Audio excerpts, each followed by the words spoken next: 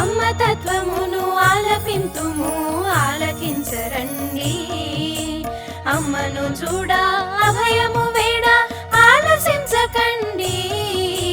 తక్కిన వెల్పుల తీరు వేరు మా తల్లి తీరు వేరు, మొక్కిన వారికి మొక్కని వారికి మోక్షమిచ్చి తీరు.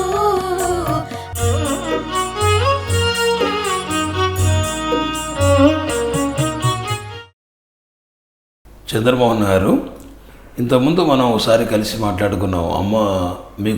అమ్మతో మీకు ఉన్న పరిచయము, అమ్మ ప్రేమ గురించి, అమ్మ మీకు ఇచ్చిన అనుభవాలు కొన్ని చెప్పారు. నాకు ఊహ తెలిసిన దగ్గర నుంచి ఒక స్కూల్లో విద్యార్థిగా ఉన్నప్పటి వరకు ఎక్కువగా క్రీడలకు ప్రాధాన్యత ఇచ్చేవాడిని. క్రీడలే నాకు తెలిసిన ఇష్టమైన దైవం ఆంజనేయ స్వామి. వీలైనంత వరకు ప్రతిరోజు ఆయన దర్శనం చేసుకుంటూ ఉండేవాడిని గుడిలో. ఆ విధమైన తప్ప విశేషంగా ఈ జిజ్ఞాస అంటూ ఏం లేదు. కానీ నేను పెంచలయ్య గారిని మా పిఈటి గారు, ఆయన అప్పటికే సత్యాన్వేషణ సంఘం ఫౌండర్, అయిన అధ్యక్షుడు. ఆయనతో చాలా కాలం నుంచి క్రీడాకారుడిగా ఉన్న సంబంధం ఉండింది. డిగ్రీలోకి వచ్చేసరికి నాలో ఒక ఆలోచన మొదలైంది. నా ప్రపంచంలో అనేక విషయాలు గమనిస్తూ ఉన్నప్పుడు ఎంతటి ధనవంతుడైనా, ఎంతటి అధికారులైనా, ఎవరైనా సరే ఈ స్వామీజీలు పీఠాధిపతులకి కాళ్ళ మీద పడుతున్నారు.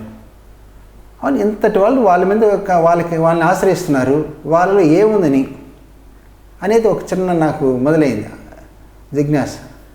అది విచారించగా వాళ్ళలో ఒక జ్ఞానాన్ని ఆ విధంగా ఆ స్థాయిలో నిలబెడుతుంది అనేటువంటి భావన నాకు కలిగింది, తెలుసుకున్నా.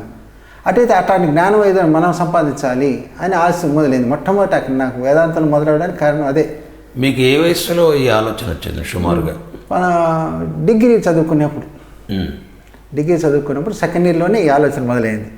కానీ ఈ ఆలోచనకి తెలుసుకోవాలని కోరిక ఉన్నప్పుడు ఎవరు సరైన వ్యక్తి ఎవరా అని పరిశీలించాను.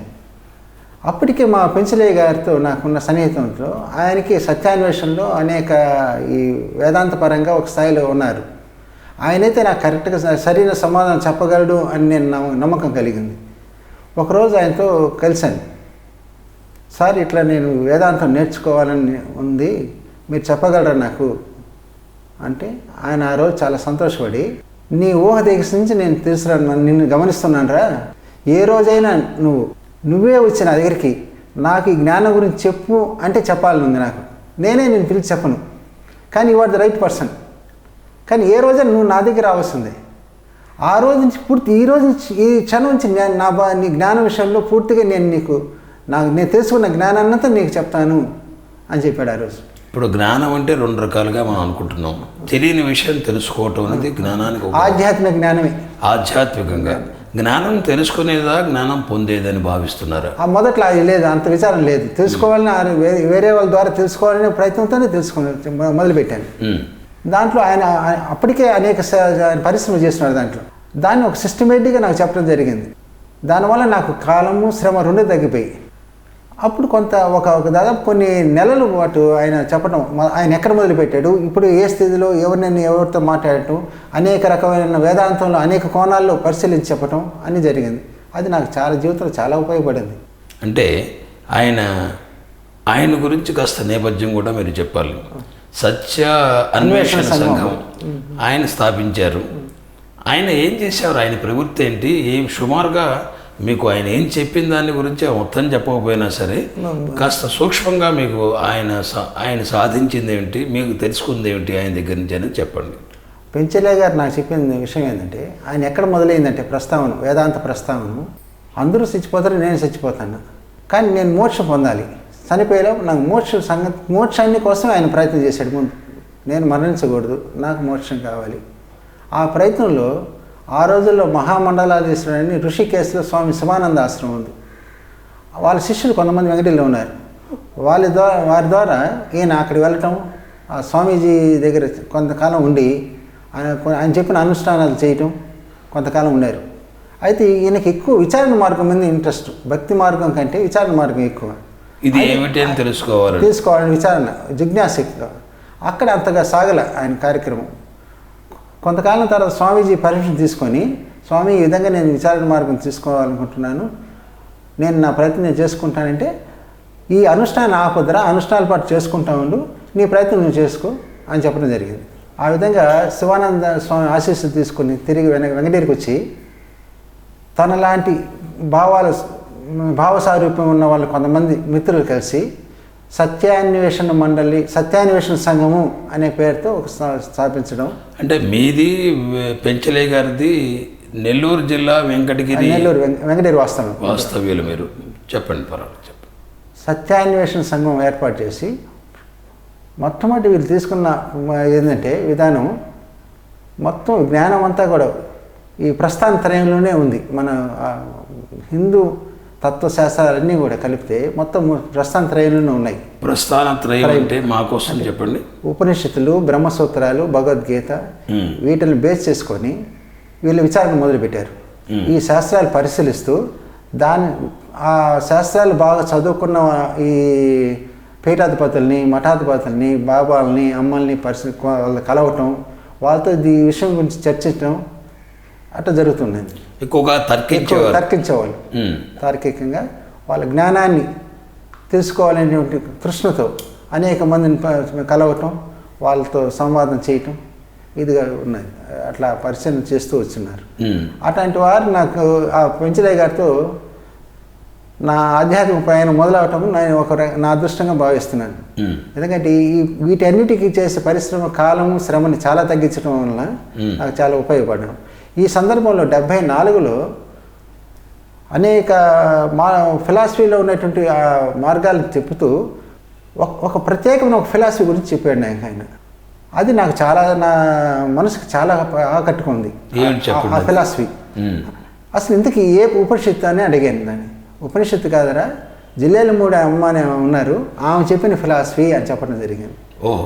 అబ్బో అటైతే ఇప్పుడు ఉన్నారా సార్ అంటే, ఇప్పుడు ప్రస్తుతానికి నెల్లూరులోనే ఉన్నారు, డాక్టర్ సుబ్బారావు గారి ఇంట్లో, నువ్వు చూడాలనుకుంటే తీసుకెళ్తానన్నారు. అట్లా ఫస్ట్ నేను 74లో అమ్మ జిల్లేల మూడు అమ్మ నెల్లూరులో డాక్టర్ సుబ్బారావు గారి ఇంట్లో చూడటం జరిగింది. డాక్టర్ శ్రీష్లా వెంకట సుబ్బారావు గారు ఫస్ట్ అమ్మ దగ్గర తీసుకురావటం, ఫస్ట్ పరిచయం అక్కడే. అప్పటిదాకా అమ్మని గురించి మీరు వినలేదు. పెంచలే గారు ఎన్నాళ్ళ నుంచి, అంత ముందు నుంచి వస్తున్నారు? ఆయన 68 నుంచి వస్తున్నారు అమ్మ దగ్గరికి. 1968 నుంచి కూడా వస్తున్నారు.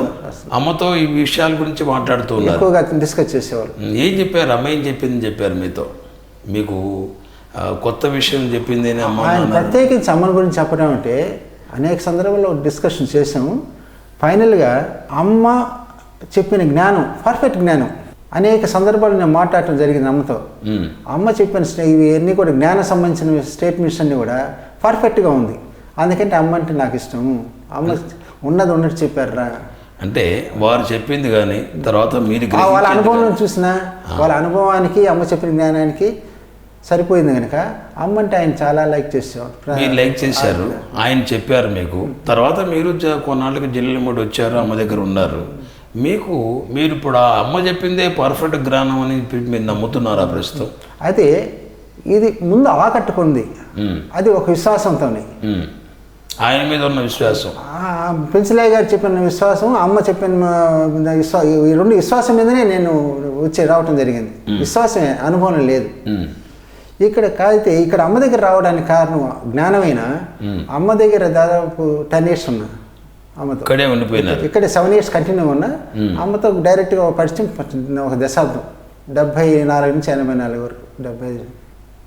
ఇక్కడ ఆశ్రమంలో ఉన్నాక జ్ఞానం వైపు పెద్దగా పరిశీలించిన వల్ల ఈ అందరి ఇంట్లో సేవాభావాల్లో ఒకటిగా ఉన్నా, ఎక్కువ సేవా కార్యక్రమాల్లో పాల్గొన్నా. సర్వీస్ మోటే తప్ప అక్కడ కొత్తగా వచ్చి అమ్మతో డిస్కస్ చేయటం, మాట్లాడటం అంటే ప్రత్యేకించి ఎప్పుడు జరగలే. ఓహో, అంటే ఒక చిన్న విషయం మిమ్మల్ని అడుగుతాను. అమ్మ చెప్పింది పర్ఫెక్ట్ జ్ఞానం గురించి పర్ఫెక్ట్గా అనుభవంతో చెప్పిందని ఆయన మీరు చెప్పటం, మీరు విశ్వాసంతో రావటం. ఆయన మీకు చెప్పిన మాటలు, అమ్మ చెప్పిన జ్ఞానం అని చెప్పి అనడానికి ఆయనకి ఇంప్రెస్ అయిన చెప్పిన మాటలు ఏమైనా కానీ మీకు గుర్తున్నవి కానీ, మీరు ప్రస్తుతం నమ్ముతున్నది అమ్మ చెప్పిన పర్ఫెక్ట్ జ్ఞానం అనే పదాలు కానీ అమ్మ చెప్పినవి ఏదైనా ఉంటే మా కోసంగా మాతో పంచుకోండి. తప్పకుండా. జ్ఞానంలో ఇంతవరకు ఏ మహర్షి చెప్పినా, ఏ ఉపనిషత్తుకారు చెప్పినా ఒక పడిగట్టురాళ్ళు కొన్ని ఉంటాయి. పడిగట్టురాళ్ళు, గీటురాలుగా భావించవచ్చు. అవి వాళ్ళు విని చెప్పటం కాదు, వాళ్ళు కని చెప్పితే వాళ్ళ జ్ఞానులే. జ్ఞానులుగానే మనం ఏమిటి అంటే కొన్ని వాక్యాలు ప్రధానమైనటివి. సర్వ సంకల్పములు, సర్వ వాక్కులు, సర్వ కర్మలు వాడివే. ఆడించేవాడు, ఆడేవాడు, చూచేవాడు వాడే ఉన్నాడు. తాను తప్ప అన్య పదార్థం లేదు. సర్వ జడ చేతనాత్మకమైనమంతా అచేతనమే. వాడి నిర్ణయం ప్రకారమే సమస్తం జరుగుతుంది. నా సంకల్పము, నా మాట అనటం తప్పు. వాడి సంకల్పం, వాడి మాట అదే ఒప్పు. తాను అనేకమై ఇన్ని కర్మలు చేయుట దాని స్వభావం. నిత్యములు ఉన్నవి, అనిత్యములు ఉన్నవి, అట్లా ఉండిటే దాని స్వభావం. వ్యక్త అవ్యక్తములే తప్ప ఉత్పత్తి నాశనం లేవు. ఉత్పత్తి అంటే లేనిది రావటం కాదు, ఉన్నదే వ్యక్తం కావటం. ఇవన్నీ కూడా జ్ఞానానికి, అంతిమ సత్యానికి, పరాకాష్ఠకి ఇచ్చిన అనుభవాలు ఇవి. చాలా బాగుంది. ఇందాక మీరు వాడు అన్నా, దేవుడు అన్నా, శక్తి అన్నా, చైతన్యం అన్నా, ఆత్మ ఒకే అర్థంలో చెప్పాను. ఒకే అర్థంలో అమ్మ చెప్పింది అంటే మీరు చెప్పింది కూడా అదే. ప్రస్తుతం అమ్మ చెప్పిన మాటలు ఇవి పరమసత్యాలుగా అనుభవిక వైద్యం అయిన తర్వాత వాళ్ళు అమ్మ చెప్పిందని మీరు విశ్వసించారు. మిగతా వాళ్ళు ఏం చెబుతున్నారని మీరు విశ్వసించలేదని చెప్పిన భావించవచ్చు మేము. ఈ స్టాండ్లో చెప్పిన వాళ్ళందరూ మాకు ఆరాధ్యులే, అందరూ మాకు రోల్ మోడల్స్ కానీ తీసుకుంటున్నాం. వాళ్ళంటే అంటే జ్ఞానం బేస్ చేసుకుని వ్యక్తిని ఆధారించడం తప్ప ప్రత్యేక వ్యక్తి ఆరాధన లేవు మాకు. జ్ఞానాన్ని బట్టి మేము ఒక వ్యక్తి యొక్క ఆరాధన. ఇప్పుడు అమ్మ జ్ఞానం కలిగిన మాతృమూర్తి కాబట్టి అమ్మ ఏందో మీరు ఆకర్షలేరని అంటారా? అయితే ఇక్కడ నాకు రెండు కోణాలే అమ్మని చూడాల్సి వచ్చింది. కేవలం జ్ఞానపరంగా అయితే ఇప్పటి వరకు చెప్పింది అదే. కానీ వాత్సల్యంగా అమ్మకి బిడ్డగా నేను ఆ వాత్సల్యాన్ని విశేషంగా పొందాను అమ్మ దగ్గర. మీరు పొందిన వాత్సల్యం అంటే చాలాసార్లు నేను చాలామందిని అడిగాను ఈ క్రమంలో. వాత్సల్యం అంటే మిమ్మల్ని 9 మాసాల కంచి పెంచి మోసి పోషించింది. మరి మీ మీద చాలా వాత్సల్యం కలిగినది. మీ అమ్మ జిల్లెడమూడి అమ్మను చూశారా ఎప్పుడన్నా? చూడటం జరిగింది. అమ్మతో ఏమన్నా మాట్లాడటం జరిగిందా మేము? ఒకసారి నెల్లూరులో సుబ్బారావు గారి ఇంటి దగ్గర ఉన్నప్పుడు మా పెంచలయ్య గారి ఆహ్వానం వరకు అమ్మ ఒకరోజు వచ్చారు, వెంకటగిరికి వచ్చారు. ఓహో. 1974 ఆగస్టు 21 వచ్చారు. ఆ రావటం అమ్మకి వీటిది ఏర్పాటు చేసాం. కానీ అమ్మ అనుకోకుండా మా ఇంట్లోనే ఉన్నారు, ఒకరోజు ఉన్నారు. అది మరపులేని రోజు నాకు అమ్మ రావటం ఇంటి దగ్గర. ఆ ఇంటి దగ్గరికి వచ్చినప్పుడు మా అమ్మ దగ్గర అమ్మ ఈ రోజు నుంచి ఇవన్నీ నీకు ఇస్తున్నాను అని చెప్పారట. ఎవరు చెప్పారు ఆ మాట మీకు? అమ్మ వేరే వాళ్ళ ద్వారా చెప్పడం నేను విన్నా, నాతో చెప్పలేదు. ఇంకోళ్ళతో అమ్మ చెబుతుండగా మీరు విన్నారు. వాళ్ళ అమ్మ నాకు ఇచ్చేసింది, అందుకని వాడు పూర్తి బాధ్యత నేను తీసుకోవాలి, నేనే చూస్తాను అన్నారు. ఇప్పుడు అమ్మ మీ పూర్తి బాధ్యత తీసుకుందని చెప్పిన విశ్వాసం మీకుందా ఇప్పటికీ? అనేక నిదర్శనాల వలన ఆ నమ్మకం ఏర్పడింది. అనేక నిదర్శనాలు. ఓహో. మా కోసంగా 2-3 నిదర్శనాలు ఏదైనా చెప్పండి. మనం వేదాంతం తర్వాత అమ్మ చెప్పిన ఫిలాసఫీ మాట్లాడుకుందాం. విషయం వచ్చింది కాబట్టి కాస్త వివరించండి. ఏదైనా మీకు గుర్తున్నవి, చెప్పదగ్గవి. ఇక్కడ అమ్మ దగ్గరే ఉన్నప్పుడు నాకు బాగా విశేషంగా గుర్తున్న సంఘటన 3 ఉన్నాయి. ఒకటి, నెంబర్ 1, అమ్మ షష్ఠి పూర్తి 60 సంవత్సరాలప్పుడు 60,000 మంది భోజనాలు ఏర్పాటు చేయడంలో నేను ప్రధాన పాత్ర పోషించాను. ఆ వర్క్ చేయటంలో అదొకటి గుర్తుంది బాగా. అంతకంటే కూడా ముందు కోటినామార్చన ఫస్ట్ టైం ఇక్కడ జిల్లాలమూలలో చేశారు. హైమాలయంలో కోటినామార్చన, లలిత కోటినామార్చన. కోటి పారాయణంలో కూడా నాది ఎక్కువ ఇన్వాల్వ్మెంట్ ఉంది. అదొక తృప్తినిచ్చింది నాకు ఆ కార్యక్రమంలో. ఈ రెండింటికంటే కూడా లాస్ట్ 7 years, లాస్ట్ 4 years అమ్మ దగ్గరే నైట్ టైం అమ్మ దగ్గర ఉండి అమ్మ నడకకి హెల్ప్ చేసావు. హెల్ప్ అంటే హెల్ప్ కాదు, అమ్మ దగ్గర ఉండటం జరిగింది. అమ్మ నాకు అవకాశం ఇచ్చింది. అంటే మీరు దాని గురించి ఇదిగా అక్కర్లేదు. అమ్మ నడుస్తున్నప్పుడు అమ్మ పట్టుకుని అమ్మ సహాయంగా ఉండేవారు. అమ్మకు సహాయకులుగా రాత్రిపూట పట్టుకునేటప్పుడు కానీ ఆవిడ కావాల్సిన చెప్పులు అందించడం ఇట్లాంటివన్నీ చేస్తుండేవారు. రాత్రి 11 నుంచి ఉదయం 5 వరకు ఉండేవాడిని. అది ఆ మధ్యలో అమ్మ అనేక సందర్భాల్లో అమ్మతో నడుస్తూ అనేక విషయాలు చెప్పేది నాకు, చాలా విషయాలు, చాలా చాలా విషయాలు. ఇవి ఆధ్యాత్మికమైన అనుకోవచ్చా లేదా లౌకికంగా సంస్థకు లౌకికం, సంబంధించి? ఆధ్యాత్మికం, సంస్థ గురించి అన్ని చాలా రకాలుగా అన్ని సాగింది ఆ సంభాషణ. అమ్మకి లౌకికం ఆధ్యాత్మికం ఉందని మీరు భావిస్తున్నారా? ప్రత్యేకంగా లేదు, అన్ని ఇమిట్ చేసింది, సమన్వయం చేసింది అమ్మ. ప్రత్యేకించి ఇది అని గీత గీయలేదు, ఆ రెండింటిని మిళితం చేసింది. అంతా ఒకటే భావంతోనే ఆవిడ లౌకికంగా ఆధ్యాత్మికంగా మెసిలిందని చెప్పి మీరు భావిస్తున్నారా? అమ్మ జీవితం ప్రతిదీ జీవితం పరిశీలించినా నేను అమ్మ దగ్గర ప్రత్యక్షంగా ఉన్నప్పుడు కూడా అది స్పష్టంగా కనిపించేది. ఒక ఉదాహరణ చెప్పండి. మాట్లాడుతుండేవారు, మధ్యలో మనం కూడా వచ్చాము, మీరు అమ్మ దగ్గర ఉండి అమ్మతో సహాయంగా పట్టుకుని ఆవిడ అటు ఇటు నడుస్తుంటే ఆవిడతో పాటు ఉండేవారు. అప్పుడు ఏం జరిగింది, ఏం మాట్లాడింది? రకరకాలుగా విషయాలు మాట్లాడి ప్రత్యేకించి ఒకటి చెప్పలేను ఇప్పుడు, ఎందుకంటే అది సంవత్సరాల తరపున జరిగిన సంభాషణ. అవును, సంభాషణలో అయినా కూడా మీరు దాని మూలకంగా ఏం పొందారు, ఏం స్ఫూర్తిని పొందారు? అమ్మ మీతో మాట్లాడటం మూలకంగా ఇంతటి అమ్మ, ఈ సృష్టి మొత్తాన్ని తన కన్నబిడ్డగా చూస్తున్న అమ్మ, ఇంతమందిని ఆరాధిస్తున్న అమ్మ దగ్గర అమ్మ నాతో మాట్లాడింది కదా అనే ఒక సంతృప్తేనా? మీలో పరివర్తన ఏదన్నా అమ్మ సాన్నిధ్యాన్ని పొందుతా? ఆ సంభాషణలో నా ఎఫెక్ట్ నా మీద చాలా ఉంది, చాలా ఉంది. ఎందుకంటే అడ్మినిస్ట్రేషన్లో ఆ రోజు నేను ఆఫీస్లో మేనేజర్గా ఉండేవాడిని. ఒకరోజు నడుస్తూ అమ్మ నా చేయి పట్టుకున్నప్పుడు ఏరా టెన్షన్గా ఉన్నావు అని అడిగారు. ఏం లేదమ్మా అన్న. లేదు లేదు తెలుస్తుంది, చెప్పు నువ్వు ఎందుకు టెన్షన్ అని.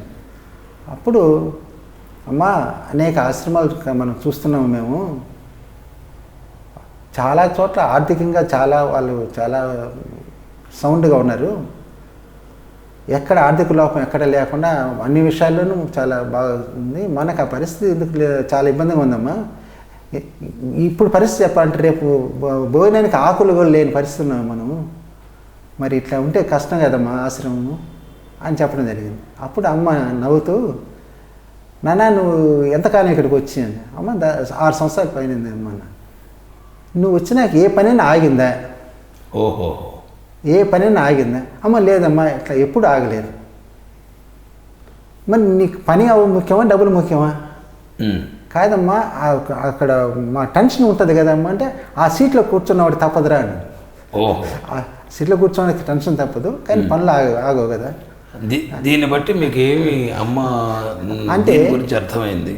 ఆర్థిక సంబంధాలు పక్కన పెడితే ప్రతి విషయంలోనే అమ్మ ఆ సంస్థ నిర్వహణలో ప్రతిదీ అమ్మే గమనిస్తుందని మనం పూర్తిగా అమ్మ గమనిస్తుందని, అమ్మ సంకల్పం ప్రకారం అన్ని కార్యక్రమాలు సంస్థ కార్యక్రమాలు అమ్మ సంకల్పంలో జరుగుతున్నాయి అనేటువంటి నా ప్రగాఢ విశ్వాసం అది మీకు రుజువైంది ఒకసారి.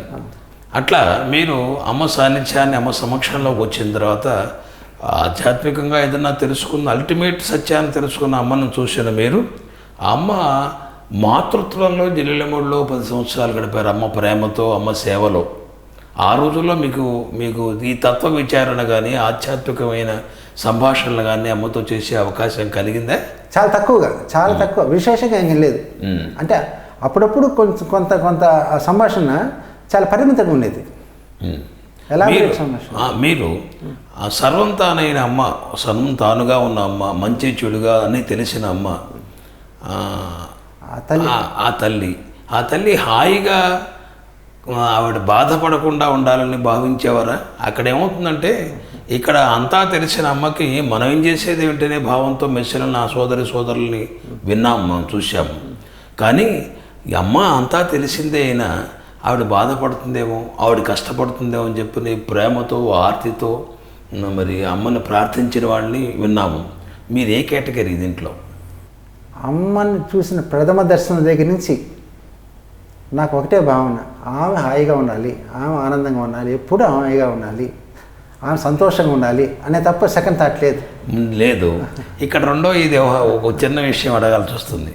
సర్వం తానైన అమ్మకి సంతోషము దుఃఖము రెండో ఒకటే. అది ప్రాక్టికల్గా థియరిటికల్ రీత్యా అది కరెక్ట్.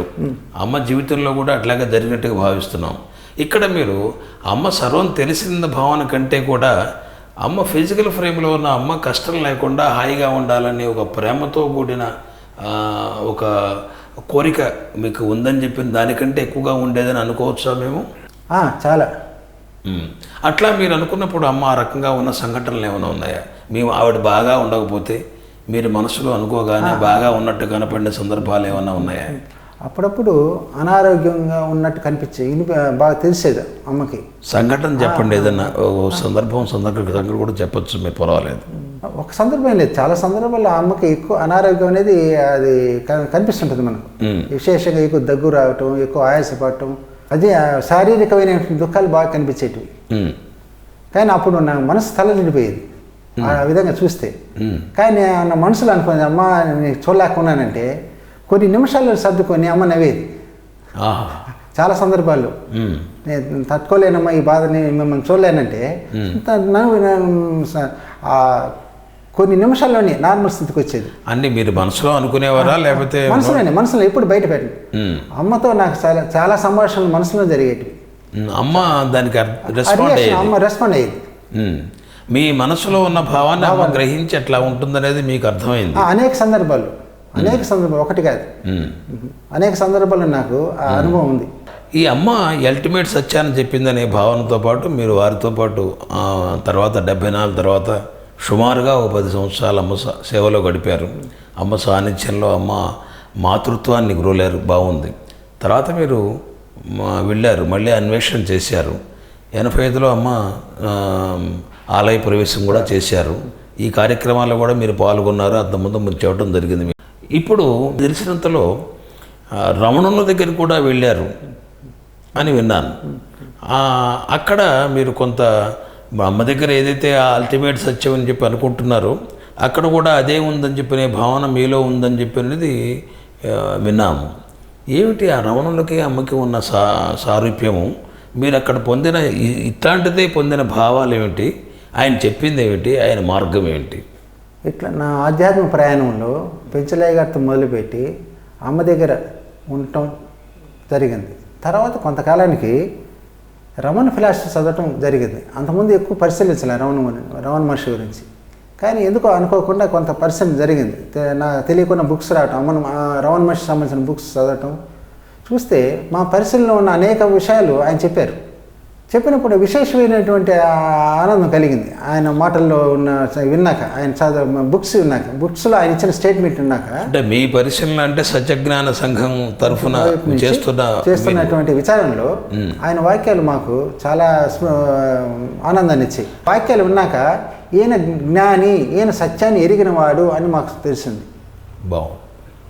విచారణని మీరు ఒక చోట ఆపల, జననముడు అమ్మతోనే ఆపల, అది నిరంతరం జరుగుతుంది. ఇప్పుడు జరుగుతూనే ఉందా?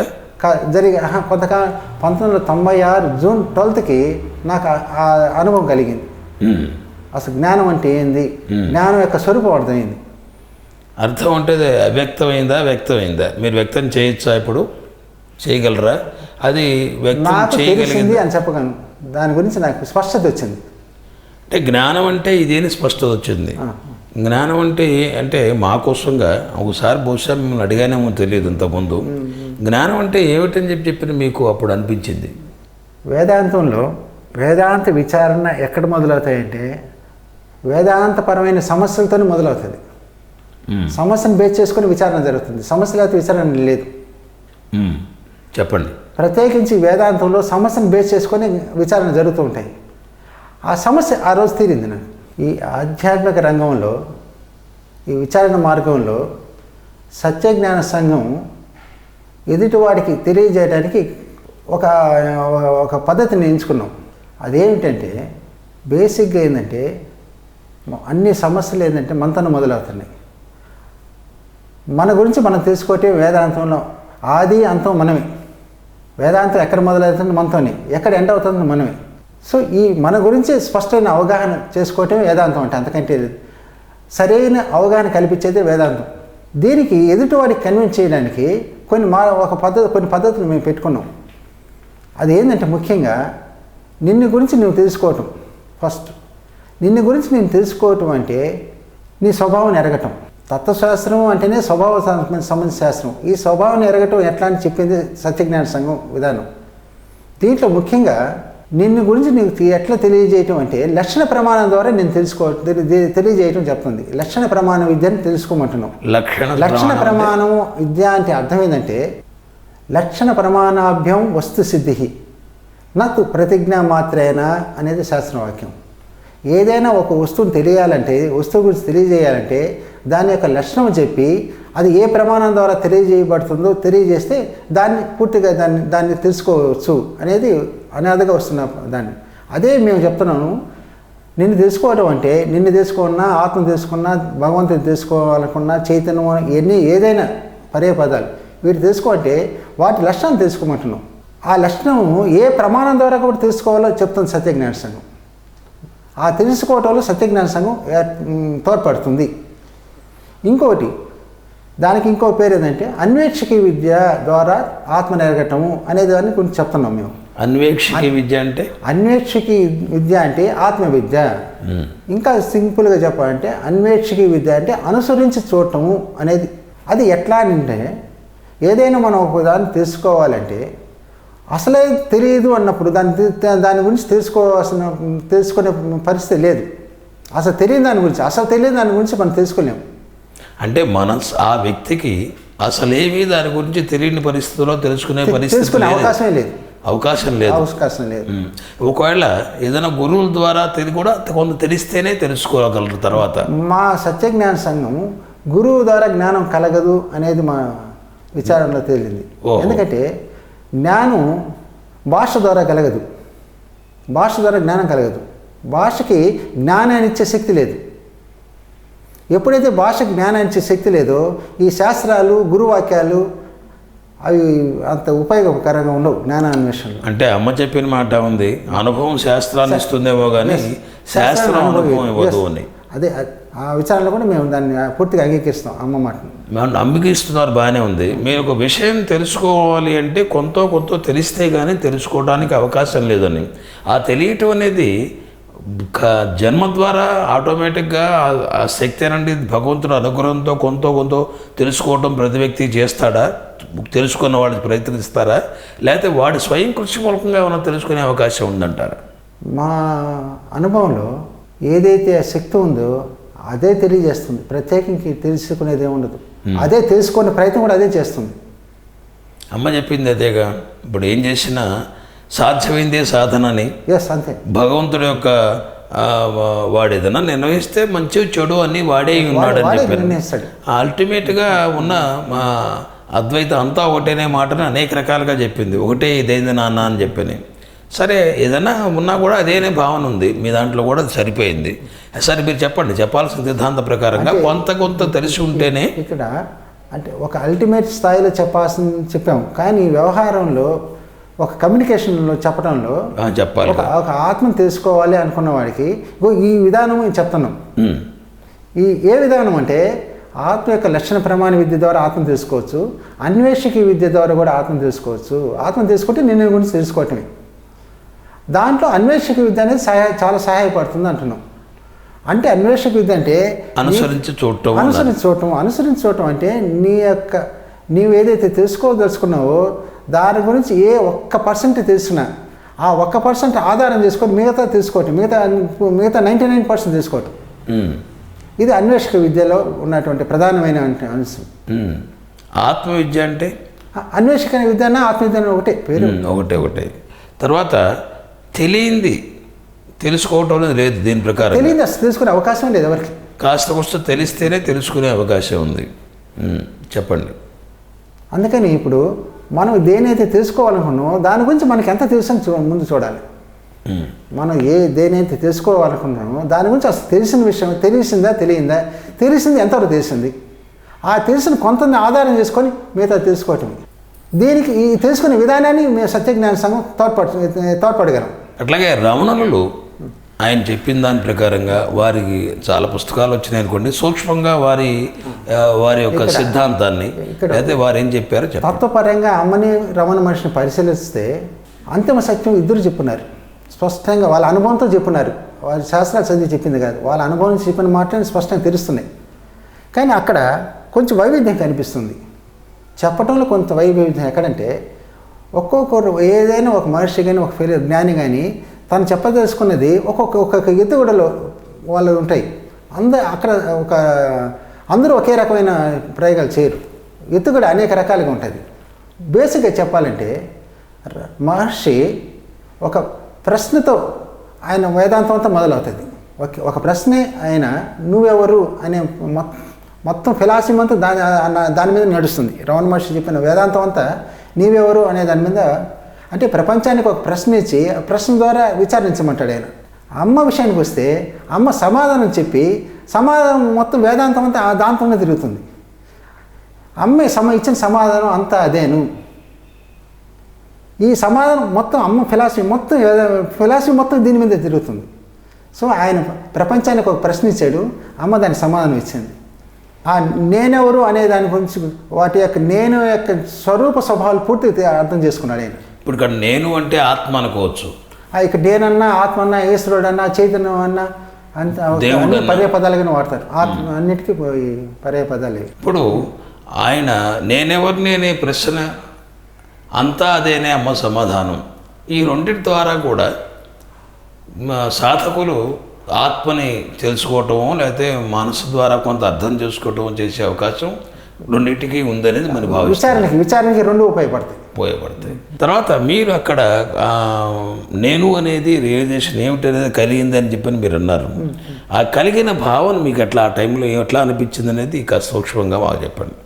మీకు కలిగిన తర్వాత కలక్క ముందుకి మీలో మానసికంగా వచ్చిన మార్పు కానీ ప్రపంచాన్ని చూసే విషయంలో మీకు తెచ్చిన తేడా కానీ ఏమైనా మీరు గమనించారా? ఉంటే అది మా కోసం చెప్పండి. ఈ అనుభవం స్కందాశ్రమం, రమణాశ్రమం నుంచి స్కందాశ్రమం వెళ్ళే మార్గంలో నాకు తెలిసింది.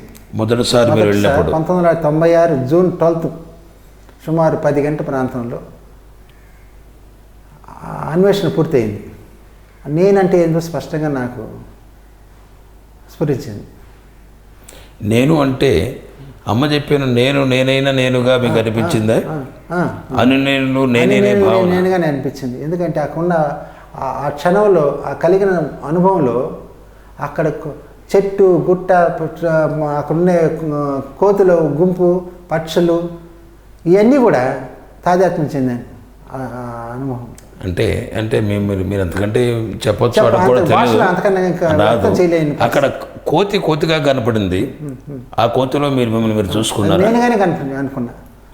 పక్షి ఎగిరితే పక్షిని చూసా, అది నేనుగానే అనిపించింది.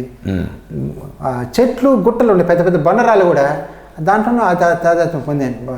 బండలు కూడా నేను అనిపించింది, చెట్లు నేను అనిపించింది, సర్వం కనిపించేది నేను అనిపించింది. మీ మానసికమైన అనుభూతి అప్పుడు ఎట్లా అనిపించడంతో పాటు అది స్థితి ఎట్లా ఉంది? ఆ స్థితి భాషకి నేను చెప్పలేను. ఇంకొని ఆ నిర్వచనం భాష లేదు దాంట్లో. ఇది భాష కూడా ఒక సైడ్ ఆగిపోయింది. అది తాదాత్మ్యం ఇవన్నీ కూడా ఒక స్టేజ్ అయిపోయింది. దాని తర్వాత స్థితి నేను చెప్పలేని స్థితి. కానీ ఆ అనుభవంలో మాత్రం నేను ఎంతసేపు మీరు గడిపారు అక్కడ? కొన్ని గంటలు, దాదాపు ఒక 3-4 అవర్స్ ఉన్నా అదే స్థితి. మీరు ఆ రకమైన స్థితి రావడానికి చేసిన అన్వేషణ కానీ సాధన కానీ ఇంతకుముందు ఏంటి? నేను తీవ్రంగా అన్వేషించిన రోజు అనుభవం కలగల. నిజంగా కూడా అమ్మ దగ్గర రావడానికి కొంచెం చాలా పరిశ్రమ చేశాను, కానీ ఎక్కడ దాని ఫైనల్ అది సొల్యూషన్ దొరకలే నాకు. అమ్మ దగ్గర వచ్చినాక ఈ సేవాభావము అమ్మ మాతృవాత్సల్యంలో మునిగిపోయా. జ్ఞానానికి అంత ఇంపార్టెంట్ కూడా తగ్గించేసాయి. ఈ సేవతో అమ్మ సన్నిధిలో ఉన్న ఆనందం తప్ప జ్ఞానం మీద పెద్ద ఫోకస్ చేయలే. అమ్మ శారీరక దూరంగా అయినాక అప్పుడు కొంచెం చాలా ఇబ్బంది పడ్డా. అలవాటు తల్లడిల్లిపోయాను. కరెక్ట్గా తర్వాత ఒక 10 yearsకి అనుకోకుండా యాదృశ్యంగా జరిగింది ఆ రమణాశ్రమం ట్రిప్పు. దాని ముందు ఎలాంటి ప్రయత్నం చేయలేదు, సాధన పరంగా లేదు. కానీ ఆ కలిగిన సంఘటన పూర్వ పరిశ్రమలో కలిగిందేమో నాకు తెలియదు, కానీ ఆ క్షణంలో నాకు క్లారిటీ చాలా చాలా తెలిసి ప్రయత్నం చేసిన రోజు ఇప్పుడు దొరకలేదు. అప్రయత్నంగా నాకు దొరికింది. అంటే ఈ భావన ఇవన్నీ ఈ అనుభూతులన్నీ అప్రయత్నంగానే వచ్చినాయి, మీరు అప్పుడేం ప్రయత్నం చేయలేదు. ఈ అప్రయత్నంగా వచ్చిన మీ అనుభూతి అనండి, సర్వం నేనే భావన కానండి, ఏదైనానండి, అది రమణుల యొక్క అనుగ్రహం అనుకుంటారా, జల్లిలముడి అమ్మ అనుగ్రహం అనుకుంటారా, లేదు నేనే తెలిసిన దాన్ని ఇందాక మనం అనుకున్నట్టుగా తెలిసడం కోసం చేసిన శ్రమ సాధన మూలకంగా జరిగిందని భావిస్తారు? ఇదమిద్దంగా ఇది అని చెప్పలేను, కానీ నా భావన అనేక రకాలుగా వెళ్ళింది. దానికి ఇక్కడే ఇప్పుడు ఎందుకు కలిగింది అనేది నేను చాలా ప్రయత్నం చేశాను తెలుసుకోవడానికి. నాకు అనేక కోణాల్లో ఒక కోణంలో కాదు, అనేక కోణాలు చెప్పాయి. అది పరిశీలించాను. ఫస్ట్ ఏంటంటే, అమ్మ దగ్గర ఉన్నప్పుడు ఒక సందర్భంలో కొన్ని కార్యక్రమాలు నేను అవాయిడ్ చేసామని. ఆ కార్యక్రమాలు అమ్మ దగ్గరికి వెళ్ళి, అమ్మాయి చంద్ర ఈ నామాల్లో పాల్గొనటం లేదు, ఆ పనులు చేయటం లేదు అని కంప్లైంట్ కూడా వెళ్ళిన సందర్భం ఉంది. అంటే మీరు నామం చేసేవాళ్ళు కాదు? నామానికి వెళ్ళేవాడిని. ఇంకేదేమి చేయకుండా పూజా పురస్కారాల్లో పాల్గొనేవాడిని కాదు. పూజలు చేసేవాళ్ళు కాదు? చేసేవాడిని కాదు. పూజ చేయటానికి చేసుకునేవాళ్ళు కదన్నా. మీరు ఏదన్నా సహాయకారిగా ఉండేవారా? వాళ్ళకి మ్యాక్సిమం సహాయం చేస్తాను.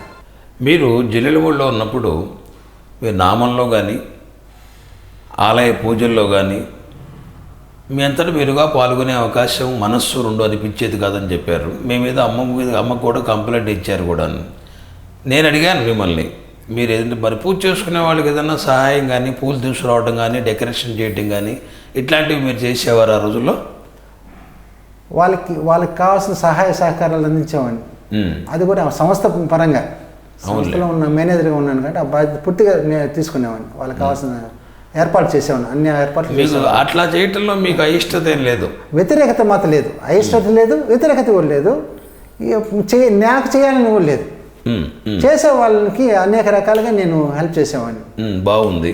తర్వాత మీరు మీ దగ్గర అమ్మ కంప్లైంట్ చేశారు. అమ్మ దగ్గరికి వెళ్ళేసరికి అమ్మ అడిగిన వాళ్ళకి చాలా కోపపడారు. వాడి పని వాడు చేస్తున్నాడు, మీరు వాడి జోలికి పోవద్దు, వాడికి ఏం చేయాలో తెలుసు, వాడికి ఏం కావాలో నాకు తెలుసు, వాడికి ఎప్పుడు ఏది ఇవ్వాలో నాకు తెలుసు అని మీకు ఇది ఎట్లా తెలిసింది అమ్మ ఇట్లా అన్నట్టుగా? పక్కన అప్పుడు కంప్లైంట్ చేసిన వాళ్ళతో చెప్పినప్పుడు ఆ చెప్పిన మాటలు వేరే వాళ్ళు నాకు చెప్పారు. వాడు చేసేది కరెక్టు, వాడి జోలికి మీరు పోవాల్సిన పనిలే, వాడు ఏం చేస్తున్నాడు. ఏంటంటే అమ్మ శరీర పరిత్యాగం చేసిన రోజు అది, మహాసమాధి రోజు, జూన్ 12. అదే రోజు నాకు అనుభవం కలిగినప్పుడు నేను అమ్మకి ముడి పెట్టాల్సి వచ్చింది. ఆ రోజు కాకుండా ఉంటే అసలు ఆ అమ్మకి లింక్ పెట్టేవాడిని కాదు. అంటే ఏదైతే సర్వం అయి ఉన్నదో, మహాజ్ఞానులు లేదా సర్వం అయి తానైన స్థితిలో ఉన్న వాళ్ళు ఎవరైనా సరే ఓకే, అసలు ప్రపంచం కాని వాళ్ళు అయిన వాళ్ళంతా కూడా ఒకటేని చెప్పింది అమ్మ. అది వేరే విషయం అనుకోండి. ఎక్కడున్నా ఏ రకంగా ఉన్నా వాళ్ళు ఆ రకంగా అనుగ్రహంతో ఆ సహాయకారిగా మీకు ఆ జ్ఞానాన్ని వాళ్ళు పొందేట్టుగా వాళ్ళు సహకరించగలరని మీరు అనుకుంటున్నారు. నా అనుభవాన్ని బట్టి అట్లా ఆలోచించాల్సి వస్తుంది. మీరు పొందారు, అక్కడ పొందడం జరిగింది. వారు అమ్మ చెప్పింది ఒకటని చెప్పిన భావన మీకు ఏర్పడింది. తర్వాత ఇప్పుడు ఈ నాళ్ళకి మీరు అమ్మ దగ్గర అంటే అక్కడ కొంచెం వివరణ ఇవ్వాల్సి వస్తుంది. చెప్పండి. ఈ అనుభవం తర్వాత నా జీవితం పెద్ద మలుపు తిరిగింది. ఎట్లా? ఆ అనుభవంతో పాతలో అది వరకు ఉన్నటువంటి ఆ సమస్యలు అవేవి పూర్తిగా దానికి రివీల్ అయిపోయి మొత్తం దాని స్పష్టత వచ్చింది. తర్వాత పూర్తిగా ప్రపంచం గురించి అవగాహన మారిపోయింది. పూర్తిగా అంతకుముందు ఉన్న భావన పోయింది, పూర్తిగా భావన పోయి ఆ దృష్టి మారిపోయింది, పూర్తిగా ఆలోచన దృష్టి మారిపోయింది. ఇంకొక విషయం ఇంకా స్పష్టంగా చెప్పదలుచుకున్నది ఏంటంటే, ఇవి పాత ప్రశ్నలకు సమాధానం దొరికినాయి కదా, కొత్త ప్రశ్నలకు కూడా సమాధానం దొరికాయి. ఆ తర్వాత కొత్త ప్రశ్నలు ఏమైనా ఉంటే వాటి సమాధానాలు వస్తున్నాయి. నాకే తెలియదు, ఏమైనా కొత్త ప్రశ్న ఏమైనా ఆలోచిస్తే దాన్ని స్ఫురిస్తుంది, దాని సమాధానం స్ఫురిస్తుంది.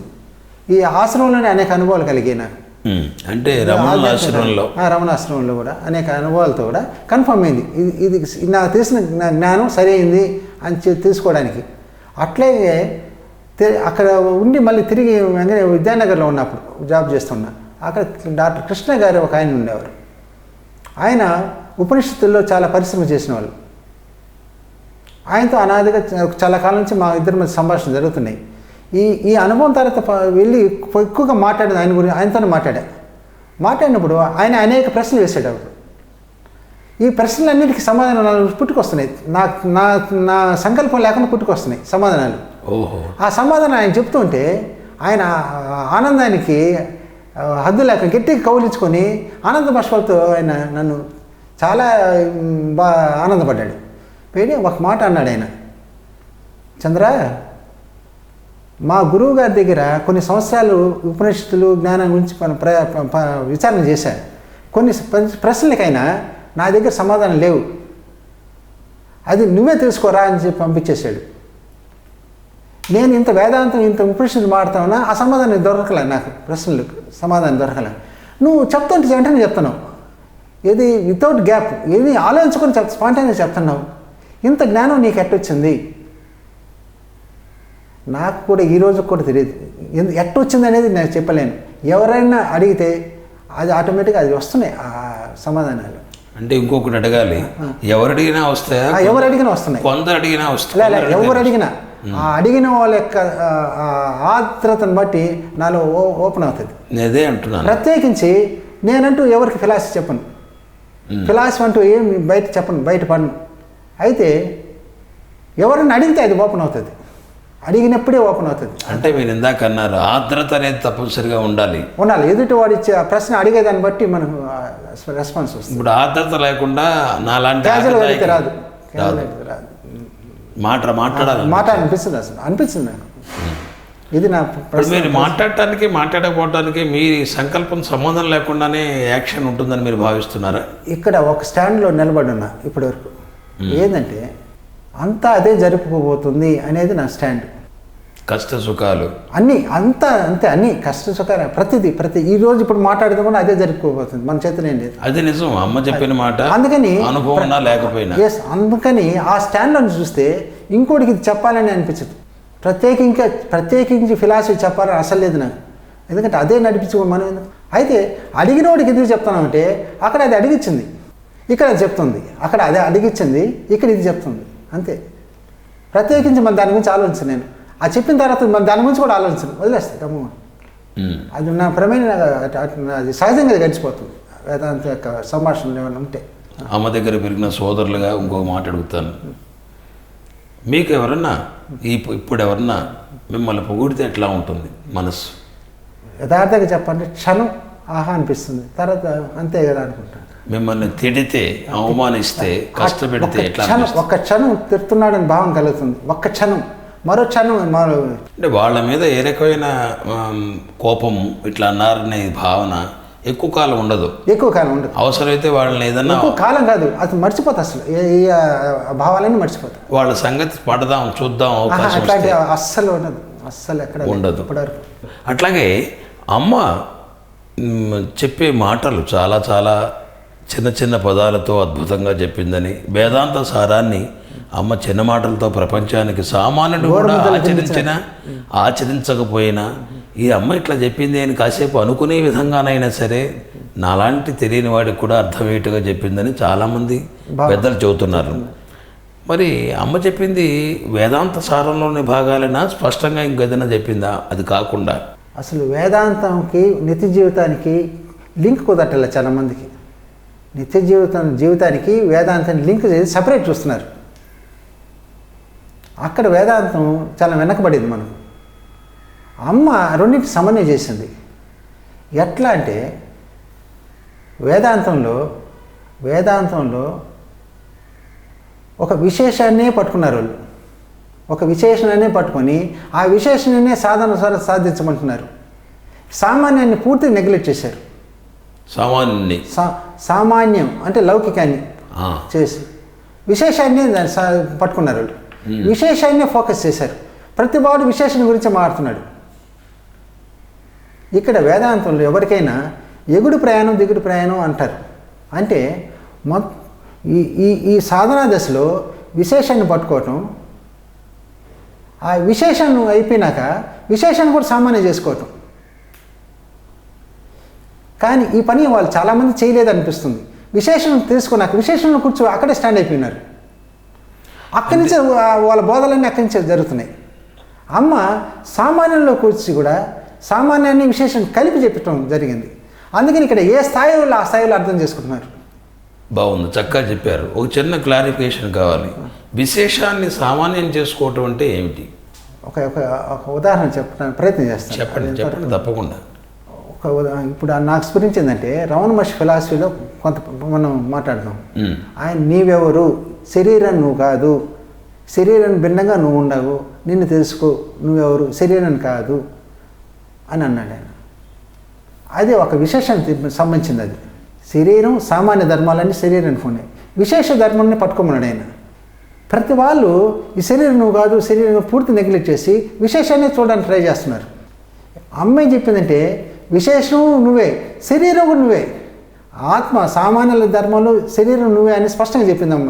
ఇంకో మాట కూడా చెప్పింది, శరీరం కూడా ఆత్మ ఆత్మ కాకపోలేదు, అందుకే ఆత్మ కూడా శరీరం అని స్పష్టంగా చెప్పిందమ్మ. విశేషము చెప్పింది, సామాన్యం చెప్పింది. అయితే ఇక్కడ మహర్షి మార్గం ఆయన అనేక సందర్భాల్లో అక్కడ చెప్పారు శరీరం కూడా ఆత్మ కాకపోలేదని, కానీ అంత ఫోకస్ చేయలేదు. ఎందుకంటే విశేషాన్ని గట్టిగా ఫోకస్ చేశారు.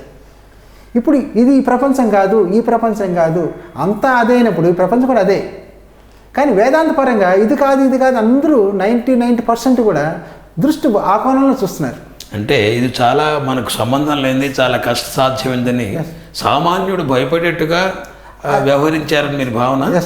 ఎస్ అమ్మ ఏం చేసింది? అమ్మ రెండు సమన్వయం చేసి సామాన్యుడు కూడా అందుబాటు తీసుకొచ్చింది. వేదాంతం అంతా, సమస్త వేదాంతం అంతా అందుబాటు తీసుకొచ్చి సామాన్య స్థాయిలో కూడా దించేసింది. అంటే అంతా అదేనే అద్వైతాన్ని అమ్మ రకరకాల కోణాల్లో అందరికి తెలియపరచడం మూలకంగా ఇది అన్ని వర్గాలకి తెలియపరచడం కోసం చేయడం కోసంగా భయపడకుండా అందరూ కూడా దీన్ని ఆచరించి అందరికీ అందుబాటులో తీసుకొచ్చింది వేదాంతాన్ని. అందుబాటు తీసుకొచ్చిన ఇంకెవరు కనపడరు మనం అంత విశేషంగా. అక్కడ అమ్మలో ప్రత్యేకత అది. అంటే ఇంకొక ఇది కూడా ఉంది, ఒక విమర్శ అనేది ఎప్పుడు ఉంటుంది అనుకోండి. రాముడు కృష్ణుడు కూడా వేదాలని వేదవ్యాసుడిని అందరూ విమర్శించేవాళ్ళు ఉన్నారు. దాని గురించి ఆ వర్గం దాని గురించి ఆలోచన. ఇంకోటి ఏంటంటే ఒక అత్యుత్తమైన స్టెప్ బై స్టెప్ ద్వారా ఇప్పుడు మీకు కూడా భావన ఉంటే ఉండొచ్చు. ఒక అత్యుత్తమైన అంతా అదేనే స్థాయిని కనుక్కోవాల్సిన పరిస్థితిలో సాధకుడు ఉన్నప్పుడు అంతా అదేనే ఒక మాట ఆన్సర్ అదే కావచ్చు కాక చెప్పటం మూలకంగా దాన్ని సాధకులు సాధన చేయకుండా అంతా అదే అయిపోయింది కదా, మనం ప్రత్యేకం చేసేది ఏమిటనే ఒక అలసత్వం కూడా ఏర్పడిందేమో అమ్మ మాటల ద్వారా అనే ఆలోచన చేసేవాళ్ళు ఉన్నారు. అమ్మ మాటలకు అనేక మాటలకి అలసత్వాన్ని పెట్టే అనేక మాటలు ఉన్నాయి. కానీ నిజంగా తెలుసుకున్నవాడికి అలసత్వం ఉండదు. తెలుసుకున్న రోజు అలసత్వం ఉండదు. కానీ తెలుసుకున్నంత వరకు వాటి మీద ఈ అలసత్వం ఉంటుంది. తెలియనప్పుడు నిజంగా అమ్మ మాటలకి యథార్థ తత్వం తెలుసుకుంటే వాడికి అలసత్వం ఉండదు. అలసత్వం అనేది వాడి స్వభావాన్ని బట్టి అవగాహన లేనప్పుడే అలసత్వం వస్తుంది. అమ్మ అందరికీ అందుబాటులో అలతి పదాలతో చక్కటి అన్ని వేదాంత రహస్యాలన్నింటిని కూడా విడమరిచి సామాన్యుడు కూడా చదువుకుని అర్థం చేసుకుని తెలియజేయడానికి నా ఈ రాకని కూడా చెప్పడం జరిగింది. చెప్పింది కదా, చెప్పింది. కానీ అమ్మ ఇంత వేదాంతం ఇంత జ్ఞానపరంగా మాట్లాడినా అమ్మకి ప్రెడామినెంట్గా ఎక్కువగా కనిపించేది జ్ఞాన స్వరూపం కంటే అమ్మ యొక్క మాతృధర్మం ఎక్కువ కనిపించింది. మాతృత్వం కాదు, మాతృతత్వం విశేషంగా అమ్మలో కనిపించేది. మిమ్మల్ని ఒక విషయం అడగాలి.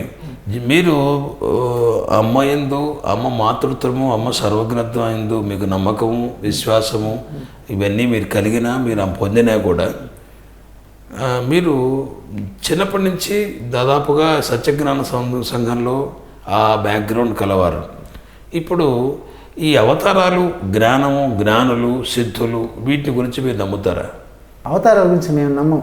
జ్ఞానం గురించి స్పష్టంగా మాకుంది కాబట్టి ఆ జ్ఞానాన్ని ఉన్న వాళ్ళని విశేషంగా మేము వాళ్ళని గురించి చెప్తాం. జ్ఞానం ఉన్నవాళ్ళు అంతే. అవతారాలు అంటూ ఏం లేదు, ప్రత్యేకించలేదు. మీద నమ్మకం లేదు. ఇప్పుడు శాస్త్రాలు చెప్పే అవతారాలు కానీ ఇవన్నీ కూడా వాటి మీద అస్సలు వీళ్ళందరూ జ్ఞానులనే మీ భావన. అంతే. కానీ శాస్త్రం జ్ఞానుల స్థితి, సిద్ధుల స్థితి, యోగుల స్థితి, అవతారాల స్థితి అని రకరకాలైన ఒక గ్రేడ్స్ ఇచ్చారు. మీరు ఇన్ని స్థాయిలు మీరు నమ్మరు.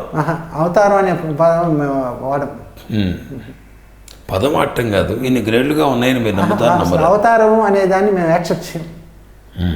భగవంతుని అవతారం కాదు, ప్రత్యేకించి అవతారంగా ఉండదు. ఈ సృష్టి భగవంతుడే సృష్టి భగవంతుడు అనుకునే వాళ్ళని తప్ప భగవంతుడి సృష్టి అనుకో. మీరు ఇంకా ఏదన్నా అమ్మను గురించి, అమ్మ తత్వాన్ని గురించి, అమ్మ మాటల గురించి, మీ వేదాంతాన్ని గురించి తెలిసింది మీరు చెబితే మా కోసంగా ఆనందపడతాం. సమాజంలో ఇప్పుడు ప్రపంచంలో అనేక అశాంతులతో ఉన్నారు. అనేక రకాలైన అశాంతులు, ముఖ్యంగా సరైన అవగాహన లేక సమస్త విశ్వంలో ప్రజలు ఎవరు మనశ్శాంతి లేకుండా ఉన్నారు. అందరూ అశాంతికి గురవుతున్నారు. ఈ అశాంతికి కారణం అజ్ఞానం అంటే మా దృష్టిలో సరైన అవగాహన లేకపోవటం. వీటికి అమ్మ ఫిలాసఫీ చాలా ఉపయోగపడుతుంది అనుకుంటున్నాను. ఇన్ని సమస్యలకు పరిష్కారం అమ్మ ఫిలాసఫీ చదివితే అమ్మ ఫిలాసఫీని అర్థం చేసుకుంటే ఈ విశ్వంలో ఉన్నటువంటి అశాంతికి తొలుగుతుంది. ప్రతివాడు తను అర్థం చేసుకోవడానికి అమ్మ ఫిలాసఫీ చాలా తోడ్పడుతుంది. ఇది చాలా సమస్యకి పరిష్కారం అమ్మ ఫిలాసఫీలో ఉన్నాయి. తను అర్థం చేసుకోవడం కోసమైనా సమాజాన్ని అర్థం చేసుకోవడానికి అమ్మ ఫిలాసఫీ చాలా ఉపయోగపడుతుంది. చాలా చాలా చాలా. జ్ఞానం యొక్క ఉపయోగం ఏంటంటే మనిషికి జ్ఞానం వలన పొందేది ఏమి ఉండదు. పొందటం అంటే ప్రత్యేకించి పొందేది ఏమి ఉండదు. ఉన్నదేదో తెలుస్తుంది జ్ఞానం వలన. కానీ జ్ఞాని ప్రపంచంలో పరిపూర్ణమైన జీవితాన్ని జీవించగలిగే అర్హత ఒక జ్ఞానికి ఉంది. పరిపూర్ణత అంటే పర్ఫెక్ట్ లైఫ్. వాడు పుట్టిన వాడు ఊహ తెలిసిన దగ్గర నుంచి చనిపోయేంత వరకు ఒక జీవితాన్ని జీవిస్తున్నాడు. కానీ పరిపూర్ణమైన జీవితం జీవించడం అనేది ఒక జ్ఞానికి అర్హత ఉంది. మిగతా వాళ్ళకి జ్ఞానం లేని వాడికి జీవితం కాదు, సరైన జీవితం కాదు అది. కాకపోవచ్చు అర్హత అంటే నా ఉద్దేశం అంటే వాడు ఎందుకు అది వచ్చాడు, వాడు ఏం చేయాలనో వాడు స్వభావాన్ని తెలుసుకొని బతకటం, వాడేందో వాడు తెలుసుకొని బతకటం అనేది ఒక జ్ఞానికే ఉంది. మిగతా వాళ్ళకి లేదు, అవకాశం లేదు. అయితే ఇప్పుడు ఇంతకీ జ్ఞాని అంటే ఏం చేస్తున్నాడంటే ప్రతివాడు మనసుని కంట్రోల్ చేసుకొని మనసు చేసేటువంటి అనేక ఈ స్వాభావిక కర్మల్ని నియంత్రించగలడు. అన్ని స్వభావాలే, సుఖము దుఃఖము అన్ని స్వభావ కర్మలే. వీటిని నియంత్రించే అధికారం ఒక జ్ఞానికి ఉంది. దాన్ని నియంత్రించుకొని పరిపూర్ణంగా హ్యాపీగా బతుకుతున్నాడు. హ్యాపీ అంటే ఆనందంగా బతుకుతున్నాడు అని ఒక జ్ఞానికే అవకాశం ఉంది. మిగతా వాళ్ళ సామాన్యులకు లేదు.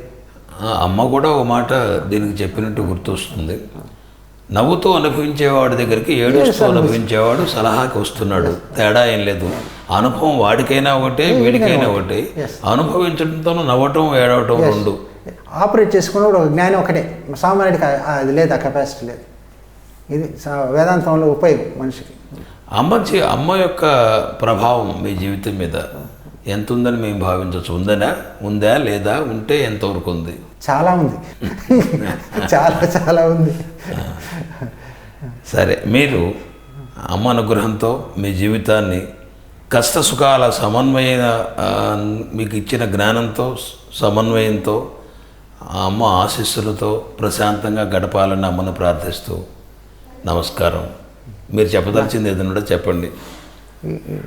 దీని ద్వారా తెలియజేయటం, అమ్మని గురించి ఈ విధంగా తెలియజేయటం అమ్మ నాకు ఇచ్చిన అదృష్టంగా భావించి తప్పకుండా అక్కయ్యలకి అన్నలకి అందరికీ నమస్కారాలు తెలియజేస్తున్నాను.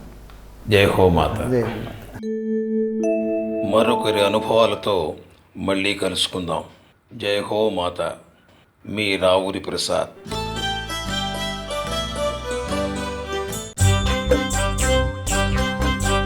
రండి రండి జిల్లెల్ల మూడి, లెండి లెండి నిద్రను వీడి, అన్నలారా రెండు కన్నులారా మీరు అమ్మను కంటారు, అమ్మవారంటారు. రండి రండి జిల్లెల్ల మూడి, లెండి లెండి నిద్రను వీడి. రండి రండి జిల్లెల్ల మూడి, లెండి లెండి నిద్రను వీడి. రండి రండి జిల్లెల్ల మూడి, లెండి లెండి నిద్రను వీడి.